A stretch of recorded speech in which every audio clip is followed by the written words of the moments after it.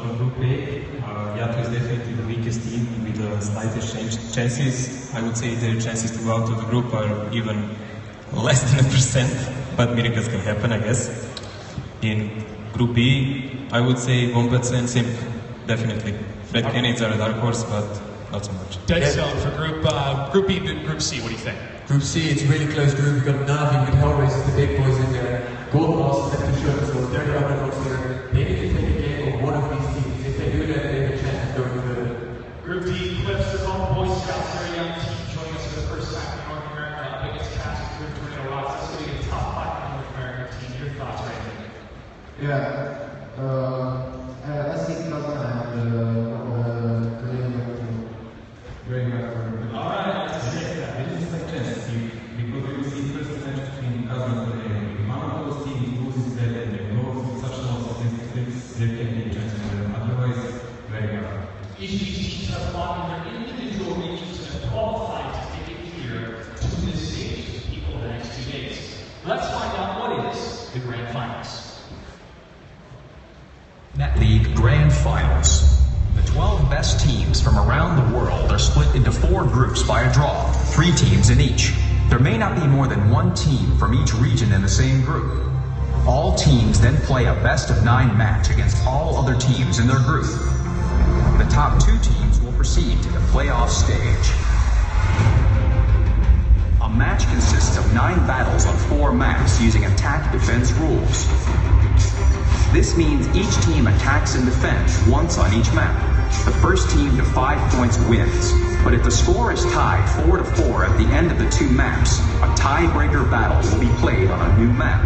The 8 teams that progress from the group stage continue the tournament in Olympic playoff fashion. 1 defeat and the team is knocked out of the tournament. The best 2 teams will reach the finals. The winner becomes the Wargaming.net League World Champion.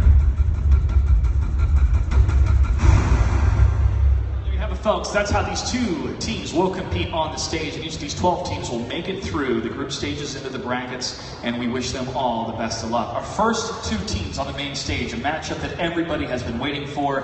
It's Navi versus Hellraisers. Let's talk about Hellraisers first. Hellraisers, since their last season, they finished in the Grand Finals, they finished first place. Since then, they've changed a lot of people. They have only 3 remaining players in their lineup from the last Grand Finals. They merged together with Supreme when they fell apart, and they have a really strong lineup right now, an all-star lineup, which can do a lot. An all-star lineup with a big bullseye on their back, the returning champions. Everybody's been studying how they perform, but let's see what Hellraisers had to say.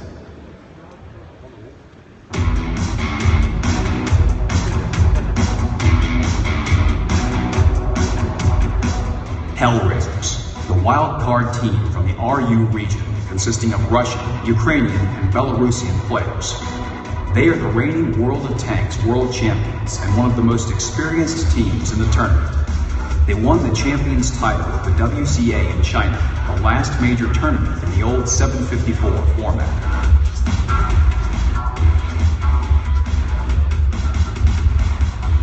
На этом полуфинале, по сравнению с прошлым, много сильных команд, добавилось фаворитов турнира. В этом году будет сложнее повторить успех прошлого года и отстоять чемпионский титул.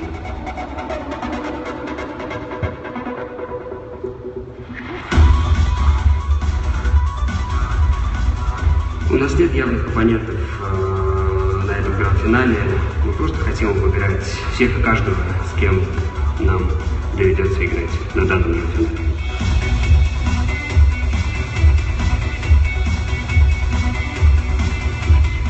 Самым сложным соперником на данном турнире для нас будет команда Нави и команда SERCH. Команда Нави наш соперник с давних времен, в которую мы делим то они, то мы.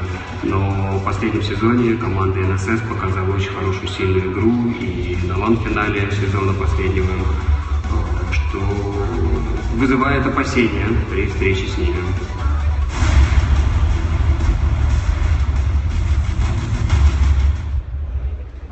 Joe, I know you were taking some notes during some of those answers. Do you agree with Hellraiser's viewpoint right now and where they stand in this tournament? Well, as Dedzon said, they had some players here from the European Supreme, and I remember a fact from a European Championship in Sofia, where they came with such a video, GGVP, and said, oh, we're here just to play Virtus, and it ended up that both them and Virtus got wrecked, and actually School Bus and Kazan were playing the finals.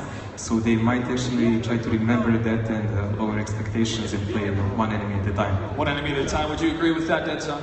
Yeah, they have to look forward to the enemy. They have to keep focused, not like, oh, it's easy games and everything. They have to focus on their first opponent, on Na'Vi. It's the biggest opponent for them, these finals. What are some things that Hellraisers need to focus on in particular for their team when they're up against a powerhouse like Na'Vi? Is it certain roster individuals that have to focus on their individual roles on the team, or is it the tank selection? Is there anything specific you feel from Hellraisers' point of view that they need to absolutely do in order to defeat Na'Vi? Well, technically, I think they're pretty close. Even Hellraisers know how to sacrifice a player if needed to gain a tactical advantage and everything, but it's always those clutch moments that are an advantage for Na'Vi lately, because Na'Vi is a compact team that plays a long time together, and it seems like this Hellraiser team still has to clutch together. They still have to bond better. Well, the bond that we see with Na'Vi is definitely a strong one. They've been a team that's been around ever since the beginning, the first season champion. But what is Na'Vi today? How would you define Na'Vi as a team, Dead Zone? Na'Vi, they've been a group for so long. They've been together. They know each other through just without talking. They know what the other guy is thinking. They know how to react. They've trained plenty for this, and they just know how to play together.